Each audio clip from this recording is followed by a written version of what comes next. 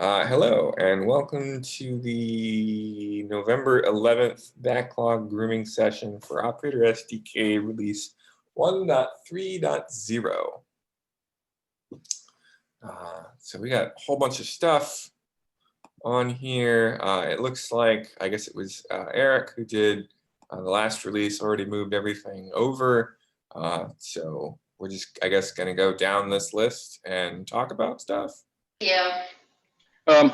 I was wondering who moved things over, so I guess they are moved over. I think it might be worth looking at the, I think there's only a few non-assigned issues. Maybe throw them into a category. But other than that, yeah. Issues that are already part of the milestone but have not been assigned. That's what I was Or thinking. issues from elsewhere that need to be in here. Well, I was going to start by looking at issues that are not in milestones and throwing them in either the backlog or in this. Depends on the prioritization, which is the purpose. Monthly meetings for? Yeah, perhaps.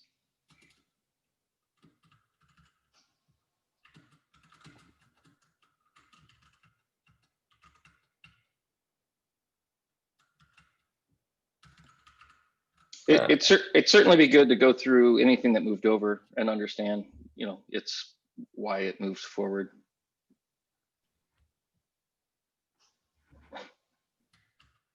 I don't really know how to sort to look at the stuff that moved over. So I was just going to go down the list. Sounds good. I mean, we could take a look at the stuff that isn't assigned to anybody in the milestone yet, but I don't know. Let's just go. There aren't too many of these. Add ControllerGen and customize the SDK base image.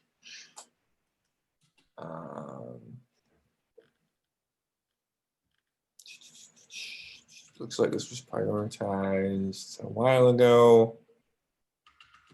It's been going back and forth. It looks like there's PR open for it. Or there was. Oh, there is. Oops. With Varsha, I think Jesus couldn't make it. Is Varsha here? Yeah, so this was about adding ControllerGen and the end test framework to the base image. So I didn't look at the PR. I can go through the PR and follow this up. Okay. I mean, we're not really trying to talk too much about like the status of the progress on this, more so like what it's about. And I guess maybe like if there was concern that like there's no way that this would make it into 1.3, but I mean, if there's already PR open, it seems pretty straightforward. Yeah, this seems pretty straightforward because it's just modifying the test image to use to include 4 other binaries. Cool. 4 or 3. So yeah, I will follow this up. I would like to be able to rerun my own travisjobs. There's no PR on this. I think this should be working as soon as it gets merged. So there will require some tinkering in the repo itself, but that's not anything too major. Hopefully that should happen very soon, because I still can't run the tests manually. And unit test for the command layer. So this is something that I've been working on for a while. I stumped for it last time in 1.2, but I still haven't gotten any people to review my PR, which admittedly is pretty complicated, but I mean, I don't know what else to do at this point. Like, we could assign somebody to review it right now. I mean, Eric's already assigned himself. Oh, sorry. Yeah, so I've assigned myself, and I think I posted an update. We have one PR that's in flight that solves a pretty big problem for users, which is you want to be able to run some commands outside of a project directory. That requires a pretty big refactoring of a few of the generators that your PR addresses. So I wanted to get through or get that refactor PR in, and then you can take a look, or we can revisit this one. The reason I want to get the other one in, aside from the fact that it fixes a pretty big issue for users, is that it removes some dependencies on typed arguments for the generators, which I think should make the refactor easier. Cool. Your refactor, I mean. Could you drop a link to the new PR in here? Or in my thing Yeah. somewhere so I can take a look at it? Well, I think, so if you go to 4082, So simple practice makes it very easy to start my session since they have the it might be at innovative the bottom telehealth there. feature. Yeah. I can go right to appointment, Oh, right click okay. on it, and then I can just click Somebody's talking. start video session, somebody- and I'm there. I I don't want think my it's computer somebody's to be at eye level with me so that I look like I'm looking at my client. I'm not Hey, looking out at them. Edmund, I think And that's then you. I'm going to put on my headphones so that I can hear them well. That's awesome. I'm gonna mute Hi, everybody. guys. Hi. So now Yeah. So anyway, I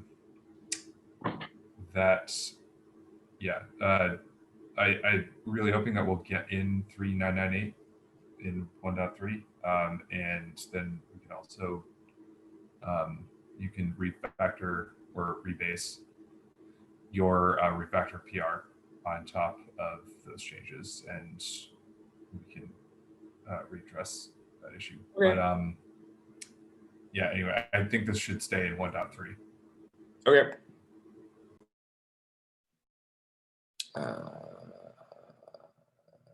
Use Operator SDK run LLM to test operator upgrades.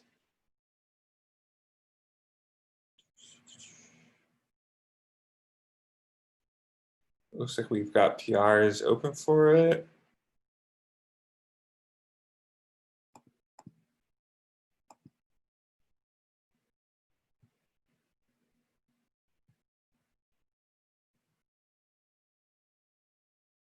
I mean, it looks like this is actively being worked on. Is this going to make it into 1.3? I don't think Rashmi or Jesus are here, but I think that's the goal. It's probably going to be really tight if we're being honest. So I would say let's leave it in, but there's a possibility that it comes out. Okay, that's fine. The meta issue that references this, or that this one references, has 1.4 milestone on it. Or does, well, maybe not. That's weird. Okay, if you scroll down, it looks like it's in both, but if you scroll up, it's only in 1.3. I don't know. But never mind. 1.3 is fine. We can bump it later. Make CI jobs run inside GitHub Actions. So this is something we've discussed when we were talking about changing our CI. Is this the sort of thing we want to actually start working on now?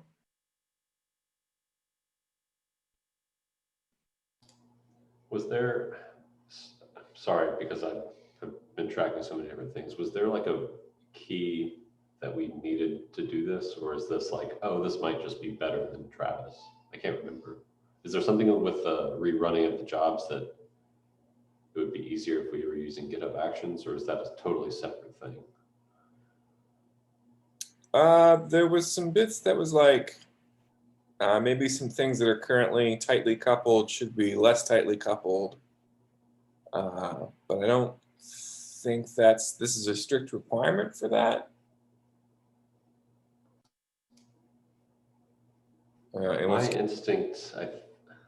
My instinct here is, unless there's like a really, really pressing need, maybe we hold off on this a little bit. We just switch over to travisci.com, which so far, fingers crossed, has seemed to work fairly well. And it does have the additional plus side of being able to rerun individual jobs that fail rather than having to rerun the entire workflow. So I would lean towards holding off on this unless there's something specific. Yeah, Joe, just context. Looks like there's an issue 3712, 3712. It was you who said that We can we can investigate some things. The issue was I want to be able to rerun my own Travis jobs, and where you had suggested that we could possibly move to GitHub Actions. So yeah. So if that's not something we need, then we could definitely push off. Well,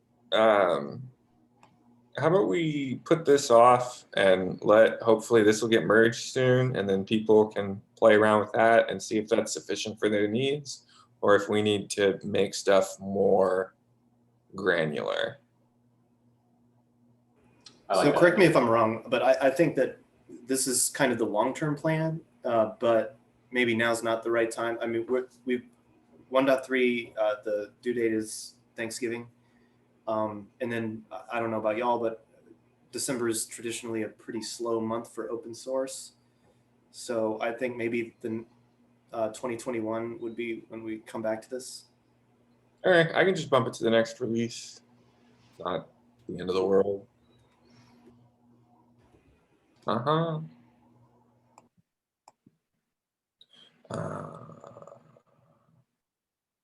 now my place is gone.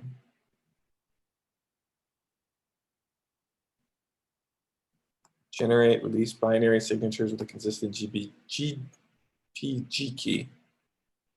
That sounds kind of important. Eric, this is taken care of by the automation stuff that you're working on, right? Yep. And that should all be merged by well before the release starts. Okay. Are those PRs in flight already? They're not linked on the issue. Yeah. Let me.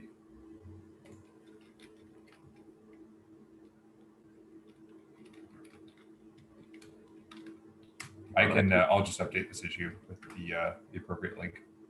Cool. Scaffold operators should depend on latest Kubernetes community collection. I was working on this, but like it was weird and janky, and also I didn't really know 100% what I was doing. But there was like question of whether or not I was going to get into the last release. But this should certainly get into the next release. This should be fine. Yeah, and FYI, we do have an internal Red Hat ticket for this one. So I think Jesus is going to be working on this. And since he's not here, he's definitely working on this. Well, I mean, Jonathan, have you made any progress on this?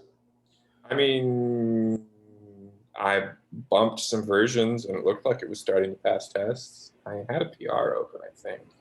Whoever does work on this, we're gonna have to talk with Fabian. We're gonna have to pick what version we bump it to. It's not just gonna be like 1.0. I think it might be 1.1, but we're gonna want to communicate with the community Kubernetes people.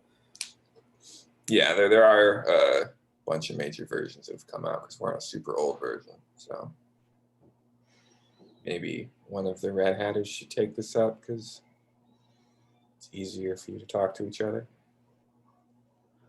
That's totally fine. I just didn't want to pull it from you if you were interested in working on it. Oh yeah, bumping dependencies is a real passion of mine. It's super easy and very rewarding. Although, because of that, I am one of the top 10 contributors in terms of lines of code to the Kubernetes code repository this year. So. Very nice. That is really cool. Like 1.5 million lines of code or something. CSV markers fail to generate for embedded types in SDK 1.1.0.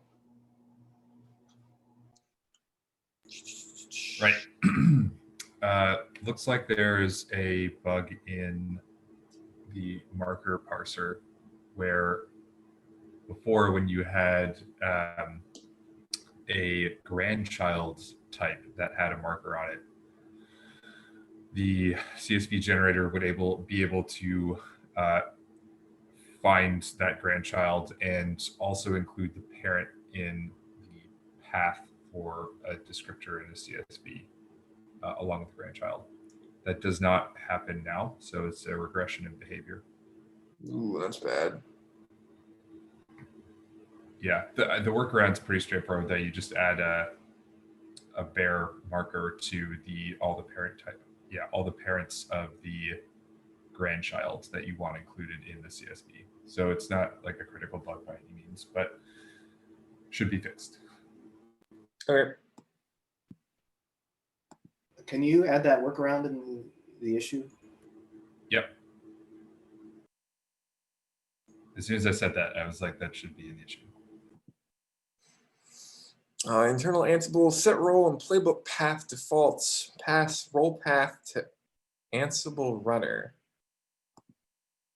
This one shouldn't be on the milestone because this is a PR that actually fixes the make run one, which is the next one.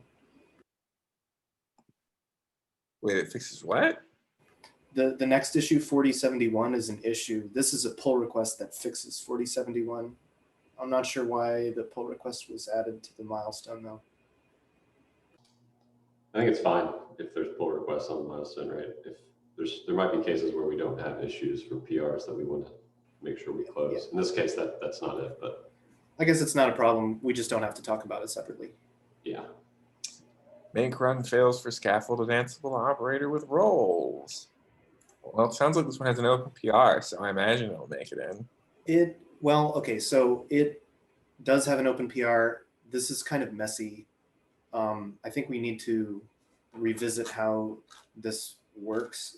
It's sort of, there's multiple ways that Ansible runner can set these things, and we're trying to play all sides of it. So I mean, we can leave it in 1.3 for right now. Eric, do you want to keep it or do you want to assign me? I mean, I would like to investigate this, so I'll keep it. Cool. And you can assign me and remove Austin. Does that sound okay, Austin? Yeah, that's fine. Okay. But yeah, just keep Austin, whatever works.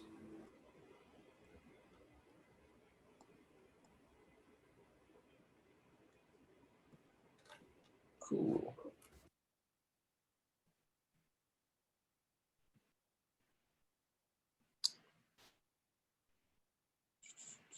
Custom resource definition is invalid at 1.8. So this sounds important.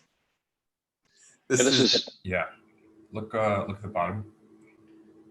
So I posted a workaround for this, which is basically install the latest version of ControllerGen, which has this fix.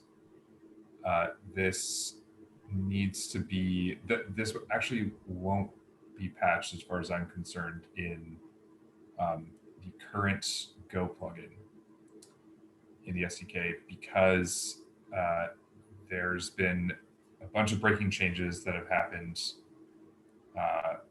after the fix was pushed, and I don't know what the patch release deal is in ControllerGen, or controller tools, I should say. So unless there is like somebody wants to take on making a cherry pick to, I think it's 0.30 and creating a patch release 0.31, then we're going to have to wait for Go v3 alpha to be available in the SDK, which will scaffold a makefile that has the version of ControllerGen that has this fix in it. So it's a little convoluted, but it is fixed in ControllerGen. And we're basically just waiting on availability in the SDK, which is going to come fairly soon. ControllerGen? What's that? Who owns ControllerGen? That's SIGs. It's API machinery. So we recently in Kudo needed to jump for similar reasons. I don't know if I fully understand all the complexity that you just described, but I wouldn't mind taking that on if it helps, but I would need to probably get with Eric or someone in the know to understand the nuances I'm probably missing. It's basically already done upstream. Yeah, no, that part I know. Yeah. The only thing that we really need to do is add this new plugin, that I've linked here, the Go v3 alpha to the SDK. That's it. If you want to take that on, then you're more than welcome to do that. Is there Yeah, a I'm kind of, it seems What's like up? that deserves a separate issue, adding the v3 plugin. yeah, we talked about this once or twice. There are a few SDK issues that relate to adding this plugin. And so we didn't create one issue for it, but we might as well do that at this point just to have like a meta issue, like add new plugin to SDK. Eric, did I hear you say that really this is a bug fix that could have a 0.3.1 release in controller tools, and then we could backport this and include it on the V2 plugins? Yeah, I mean, like That ideally seems that would like- happen. It's just, Yeah. you know, that's at least two different dependencies that need to be, well, there needs to be a release in one dependency, and that needs to be bumped to KubeBuilder. Then we need to bump I feel like, the SDK's plugin. I mean, I could be wrong on this. Well, let me ask another question. So the other option is, so the V3 alpha plugin, does it already reference 0.4 on KubeBuilder? It will as soon as a PR that I'm working on gets merged. Okay, so that could get merged, and then we would bump Operator SDK to pull in the KubeBuilder commit that has that fix for the V3 alpha plugin. But still, we would have projects that are V2 projects that are basically permanently broken, and then we'd be asking people to migrate to a V3 alpha, but it's still an alpha plugin, so that is a little bit scary sounding potentially. I guess I'm suggesting that maybe it's worth it, and it's probably not that crazy difficult to go and ask Vince to, I mean, we could do the cherry pick and then say, hey, Vince, can you make another tag for 0.3.1 on controller tools? And then go patch the V2 plugin. That's very possible. I don't know how significant the patch was and whether it's going to be easy to backport, but Gotcha. We'll find out. The workaround that I have, though, is very straightforward, which is at least nice. And I assume people will see this issue when they come to the SDK because they are seeing some weird type errors and can just add this to their makefile. But I agree. I think we should make a patch release because 0.3.0 is effectively broken for 0.18 or for 1.18. Sorry. Eric, could you make a meta issue describing that as such and add it to the 1.3 milestone? Sure. So that's going to encapsulate that. What do we want to do about this one?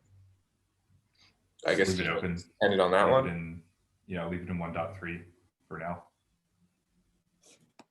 Okay.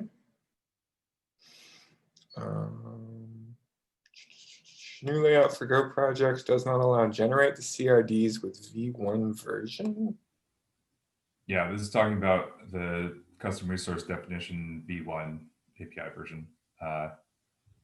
Basically, we're waiting on KubeBuilder's Go V3 alpha plugin to get support for these. This was supposed to be done a little while ago, but there were a bunch of problems with testing, and basically the plugin was broken for a while. Now tests are merged upstream, and I've got a bunch of review comments that just happened yesterday on this PR, so I have to go through and address them. As soon as this is done, and as soon as we add this plugin to the SDK, which is what that meta issue we were just talking about, we'll discuss, then we will have support for V1 CRDs and webhooks, and we can close out the issue in the SDK that we were just looking at. All right, cool. Error investigating or error reading configuration open project, no such file or directory. Are they trying to do this relates to how the SDK, a lot of SDK commands are set up, and basically what happens is we assume that that the command is being run in a project and that a project file exists, and we can pull some information from that project file. But realistically, there are quite a few use cases where you don't want to run, or you want to run a command outside of a project. So we need to basically fix the regression where we require the project file for certain commands. And that's basically any non-plugin commands, like all generate commands, except for generate customize manifest. And Ansible is working on this. I believe this will be done by time for release, and I think he's got an open PR. So Ansible, if you're on the call, can you link that PR to this when you get a chance? If not, if he's not, I will do it, and it doesn't look like he is. All right. Add scorecard cuddle test to scaffolding. Yeah, I missed that for the last go round, but we should be able to get this in for 1.3. So I'll be looking at it. Cool. If you need a hand with that, let me know, because I did a bunch of the scaffolding for the native scorecard tests. Yeah, awesome. Yeah, I could probably use some help. Okay, I'll connect with you. Remove our changes to kubota generated mink files. So I saw, well, let me take a step back. So this is, we inserted some things that manually alter the kubota generated mink files to make the, I think it was the test target pass correctly. There's an upstream change which would fix this, at which point we can revert our change. This still hasn't been merged. Is Camilla here? I don't think so. I don't see her listed. Yeah, it sounds like there's a lot of discussion going on this thing. So Yeah, so I've got some pretty strong opinions about this, and also I don't think that we are ever going to be able to remove the modifications to the V2 plugin that we are making in the SDK, because a lot of the modifications that we are making are breaking changes, and we can't merge those into the V2 plugin. For example, how we download mtest binaries. Like theoretically, you could cache them as non-breaking changes, and they're just additions. But I think it's a gray enough area that I have a feeling things will not. That basically this won't be done by V1.3. So I think we should remove this from the milestone. And this is definitely not a priority anyway. So I personally would like to see it in the backlog. Eric, And are the upstream changes going into the upstream V2 alpha plugin, or are they only going into the V3 or V2 plugin, or are they only going into the V3 alpha plugin? Well, the changes that we're talking about here are like add the mtests binary download. Right. That thing that's in functions. the controller runtime repo, right? Yeah, exactly. And so we want to make a change upstream to the V2 plugin and add that test target. The reason we didn't do it there and did it in the SDK was because it was a lot faster, and we're not sure whether doing this upstream would be a breaking change to the V2 plugin. And I'm of the opinion that it is. Got it. Okay. So this, yeah, so, okay, so backlog, we maybe will never do this because it'll never get changed in the V2 plugin, and then we'll just inherit the new way in the V3 plugin, and then we won't have to have the change applied to the V3 plugin on our side. Exactly. Can we, Eric, would you mind adding that as a comment in there? Sure.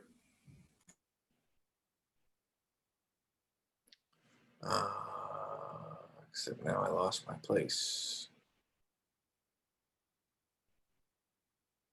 4082. Track your internal generators. That's the thing I'm working on. That's part of the add unit test for everything thing that we talked about earlier. Per Eric's comment, it sounds like some other stuff's going in that's going to touch that. And that should make my thing easier. So that's still being worked on. SDK operator framework.io/docs, easier to create GitHub issues. Yeah, so this one, we just need to create a new PR template, or issue template, I mean. And it's currently assigned to me, but if there's somebody who, this would be a great first issue. And I think I would rather just make this good first issue, take it off of 1.3, and then make this a nice low-hanging fruit for a newbie to get their name into the contributors file. Agreed. Which means it should probably move to backlog. Yeah, and just, I guess you can comment on there. Actually, I will clean it up, make it very obvious exactly what needs to be done, and say that they can ping me if they need help. Okay. Cool.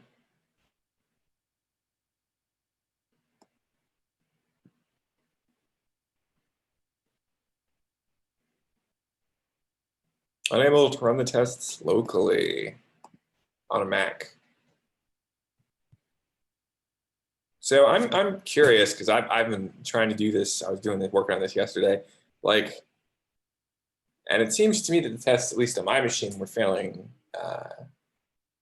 like all kinds of different ways in different places. Do people consistently get test runs all the way through on their local machines during development? I consistently get everything except the Ansible molecule EDE. I never try to run that one because it requires me to set up Ansible and molecule and Python and everything locally. Oh, if even you Just can't right. even get it to run, maybe me trying to get it to run's a bit of a fool's errand because. Well, I think I would probably defer to Austin and see if he's had success with that one locally. Yeah, you just set up a virtual environment, install the installation requirements on for the Ansible operator to run locally, and make sure you're working in your virtual env. We really should be doing that in end-to-end as well, just using a virtual environment for all things Python that are installed locally, if possible. Eric, you're suggesting we actually like set up similar to how we have like a custom kind cluster for the ED test. You're also suggesting setting up a virtual env for Python as part of the ED. Yeah, we could do that. That would just remove this entire problem with installing Ansible binaries locally. Well, I mean, if we add this to, if we add a virtual and stuff to Travis, that's fine. I don't think we'd want to add any. I think it's not best practice to like create a virtual environment and install stuff into it, like when we're running this. We wouldn't want to like create this whole new like place that people have Python stuff installed that they don't necessarily even know about. I don't understand what's the problem with doing it in like a Docker container. Oh, that's fine. Isn't that what we're talking about? What did you mean? If it's in a Docker container, it doesn't really need to be in a virtual environment. Okay, maybe I don't know what a virtual environment is. A Python virtual environment. I have no idea what we're talking about there. Yeah, you can just, it modifies your Python path so that it can import Python things that are not installed globally. Jonathan, that's why I've never gotten it to work, because I've never bothered to dig that deep into, I'm not a Python guy, so. Neither am I. Yeah, you have to be pretty Python-y to. All right. But the alternative is that you actually, if you're using default pip settings, then you need to be super user to install these binaries. So that's not great either, because they install to your default pip path, which is usually user local bin or something like that. Well, isn't the alternative, if we're not using a Docker image to run the test, would be like, there's a prerequisite to running this molecule EDE, which is create the virtual env and install binaries, like use pip install with your virtual env so that they're all installed for your user, and then run the EDE test while your virtual environment is configured that way. Yeah, that's not a bad idea. It would be probably good as a documentation issue. Yeah. Jonathan, was there any other test other than that one that you're still having trouble with? No, but I didn't get around to running the ones that are supposed to run after that. Got it. But yeah, I was blowing up on Molecule and I was trying to get it installed, and strangely enough, I had it working and it was just like running the test but timing out, but now it's back to blowing up because it says Molecule's not installed. And I don't know what I didn't delete anything, so I don't know what the problem is. Yeah, so this is a pain in like our butts because we're all Go people, but Ansible people, this is standard. So they should, if you're an Ansible user, you should know how to get all this configured. So, but it's not a bad idea for us to also document it. The reason I've never run into it myself is because I've never changed enough on the Ansible operator side in a PR that I've authored that I ever even consider running that test. So generally, if you're not changing anything on the Ansible side, don't even bother running that test locally. So one concern I had when I was, playing bumper cars trying to get my tests working is that maybe that's acceptable for like us because we know what the hell's going on and what each of these tests are. But I feel it's very, I don't know, frightening is not really the good word. Very scary, for someone who's like, oh, I want to write a PR to Operator SDK. And they're like, okay, I guess I better make sure the test path and the stuff explodes. And they don't know why it's exploding, or apparently they're not even supposed to care because this is like weird Ansible junk that they're probably not even touching. And like, it's a really good point, Jonathan. And I think we've broken it out a couple of ways, but I think I would add another. So one is we should have it documented and anybody should be able to review and see what they should be able to do. If we don't have tooling, the tool chain that automatically builds in and pulls down and sets up, then there ought to be tests that just opt out that are skipped unless the environment is set up or has the right environment variables, that kind of thing, so that there is a feeling of success or awareness, as well as ignoring the things that might not be touching. I'll add in that for DCOS, which is completely a separate thing, on the Mesos world, we had a lot of this where I believe the Python in the virtual environment files were included into the project where it was just the invocation of the right things to make it set up the right way, if you will. So in other words, you could take away a lot of the manual tasks away from setup. I could help with that if we need that, but I definitely think we should set up the test so that if the environment is not capable of setting up and pulling down the right configuration, that it should opt out. I don't know if I agree with that.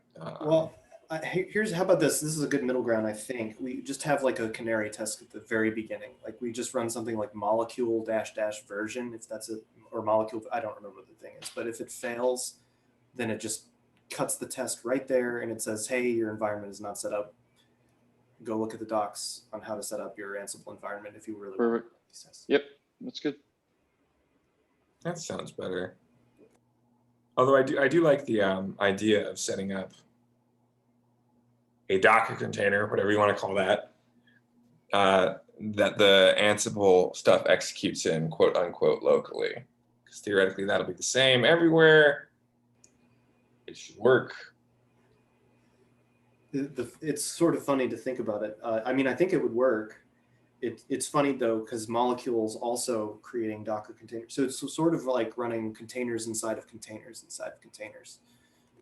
I mean, you could set it up so it just has access to the Docker socket, couldn't you? Yeah, it would be fine, but it would be. We would need to be careful with that because if there's ever a situation where we want to run run that test where we don't have access to a Docker socket. Maybe that's just where, you know, we just can't run the test in that situation, but I'm a little nervous to say, oh yeah, we can always run Docker in Docker, no matter which test environment we're on, no matter which, you know, whether we're running in GitHub Actions or Travis or Crow or wherever. That one thing makes me a little nervous. So if there's another way of doing it, I would probably vote for the other way if it's just as clean. Didn't you just say the test itself runs things in Docker containers? So isn't that already a problem? Right, it might be, yeah.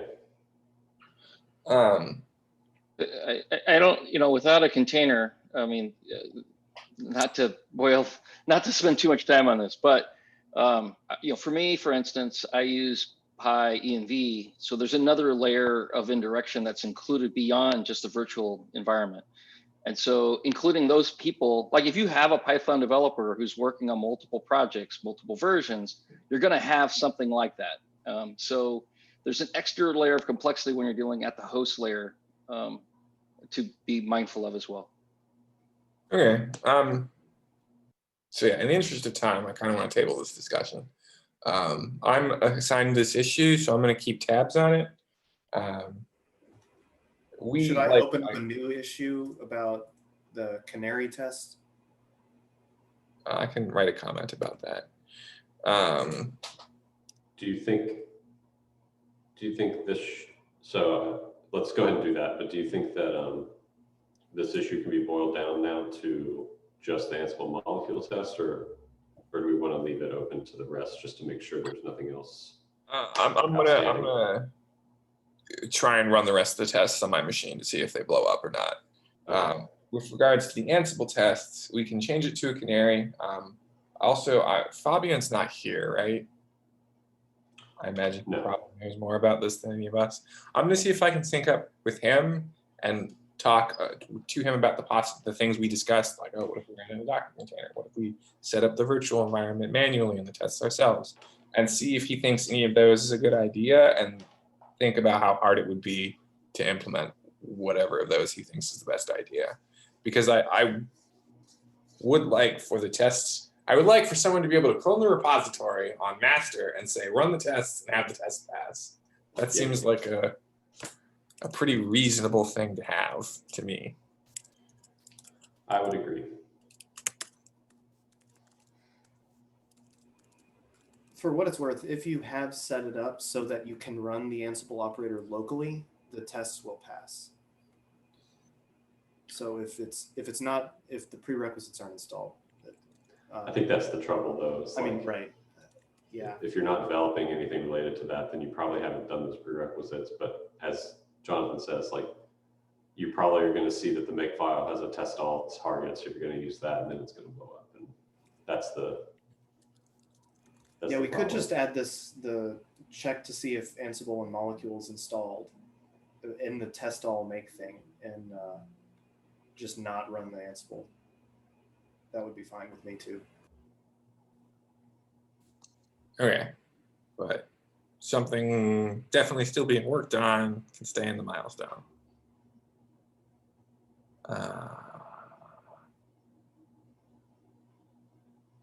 Make file target bin data has showing errors. Yeah, this was a quick one. Just oh, right. So yeah, there's an open pull request for that still being worked on. Should make it in. Yeah, this will make it. This is a very good.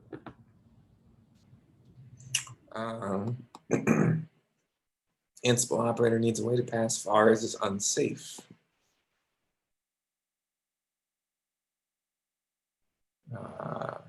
I mean, this was something we triaged this week. We added it to this milestone, so I assume we knew what we were talking about. Sounds like Jesus. We needed some investigation, but Jesus is looking into it. Okay. But should be able to make it into this milestone. I think that's reasonable, but if not, he'll just bump it. I think we can leave it for now. Refactor and unit test the operator installer.go git installed CSV.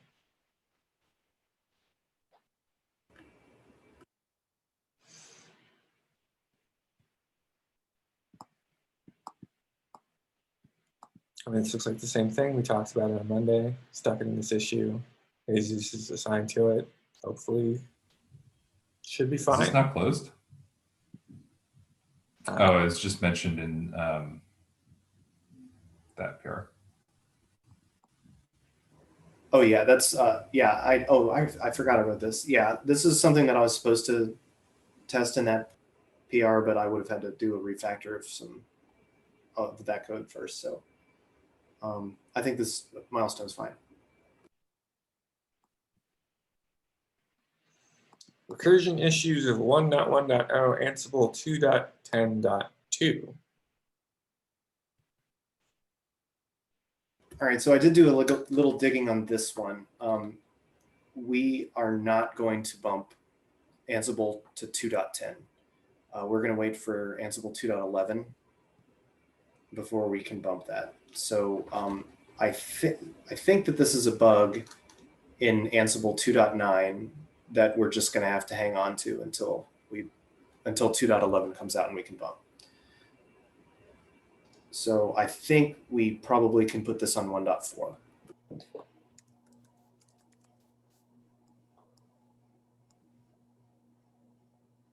Awesome. Just to make sure I understand, you said this is a bug in 2.9. Yeah, It looks like in this issue, it says they're trying to use 2.10. They think that they're using 2.10, but we don't. The Ansible operator base image is using 2.9. And they were surprised that this bug that was fixed in 2.10 was still there. Got it. It's not there. Okay, thanks. Okay.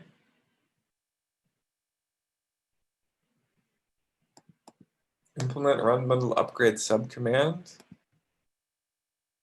That sounds juicy.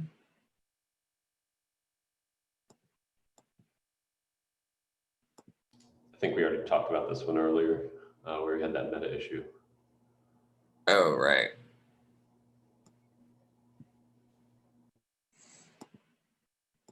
Error when running conversion webhooks with OLM.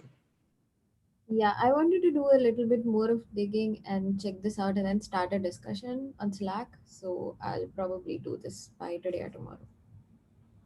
All right, but this is still like a 1.3 kind of thing. I think, yeah, it could be a 1.3 kind of thing. But yeah, it's based on the discussion on how it goes. So if it's not, then we can push it to 1.4. Okay. So that's all the things that are on the list. I think the thing now is to look at the backlog issues that are priority important soon. But we only have 8 minutes left. So does anybody have an issue that we did not talk about that they think should be in 1.3? Speak now or forever hold your peace.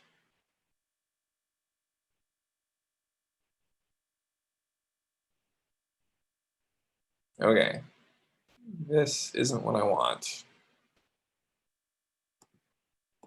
Well, I guess I'll have to look at the ones that aren't in the release. Looks like there's only 2 of them. Health check, liveness and readiness probe for operator.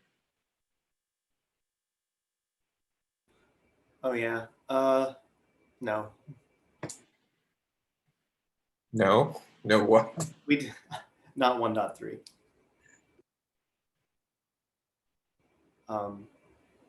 There's this whole chicken and egg problem with readiness probes and its relationship with leader election.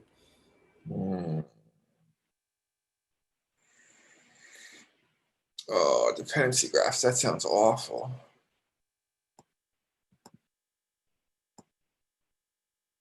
Oh, it sounds like. Oh, I didn't see this update.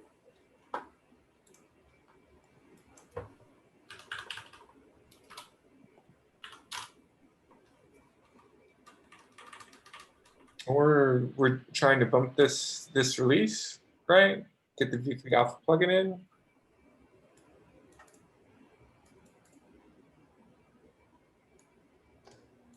I think even if we did get that in, this is probably after that makes it in kind of issue, because we would need to go and update Ansible and Helm to do similar things. So I'd probably vote for this being no sooner than 1.4. And that's only if the upstream stuff actually resolves what the original issues of this are. Okay, I mean, we can just leave it in the backlog and come back around to it at the next backlog grooming meeting. Is that fine with everybody? Perfect. This is something that's in post.1.0 docs, use of Operator SDK versus kubebuilder.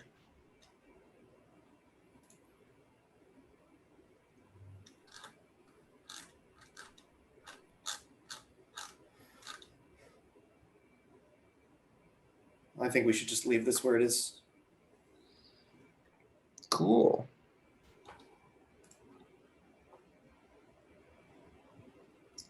I think that's it, unless somebody has something else in the backlog they want to talk about.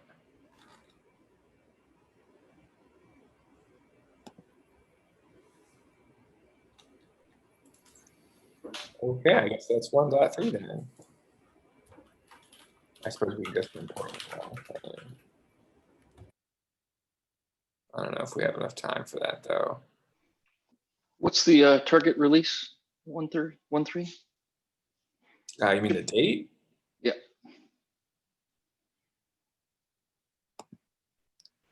I don't know. November 26th, Thanksgiving. Yeah. Okay, that's right. That's not going to happen. I mean, that's Maybe we shoot for like early 23rd. Thanksgiving. It is. Like the week after that. Yeah, that's fine too. Can you change that? Yep. Just hit edit to the right.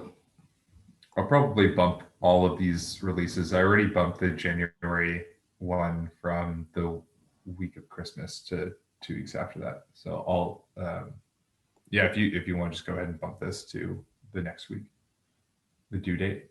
Oh, in Maybe order Monday, to do that, I have to be able to November open 30th. the calendar again, and the stupid bar keeps getting in the way. December 3rd. Or do you want to, yeah, is it just the next Thursday? Is that what you want to do, Eric? Yeah.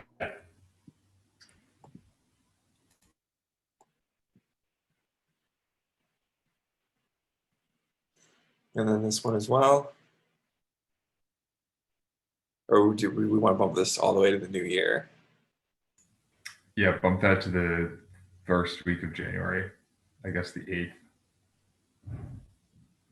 Or the 7th, whichever one that was. Yeah, there you go.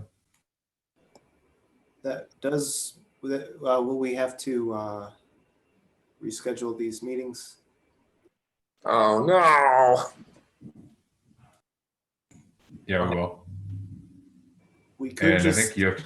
Why don't we just skip? yes, exactly. I like that idea. 6-week release. Wait, so I don't. Yeah, I like that. So what, probably leave the December 3rd one as is, just because it happens to be a holiday, and we'll just do it the next week. But then 1.4 will make 5 weeks after December 3rd instead of 2 weeks, right?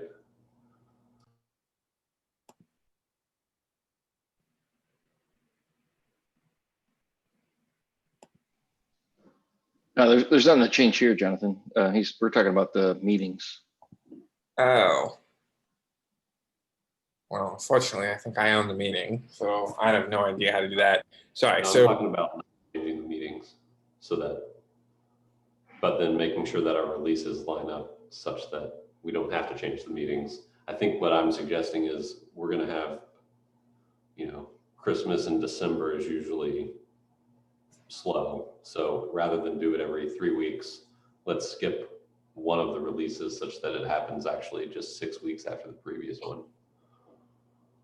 okay, so currently the next one is scheduled to happen on the 2nd of December. And that one's going to happen normally. And then 1, 2, 3. On the 23rd of December, that's the one we're skipping. And the one that's happening on the 13th of January will happen as normal. Is what you're suggesting? I think so, yeah. So I think what I'm saying is let's move 1.4 to the 13th. Got it. Unless anyone disagrees with that, or I guess the 14th, yeah.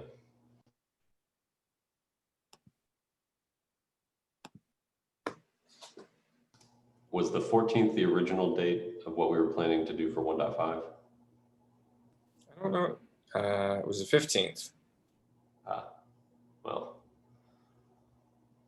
whichever.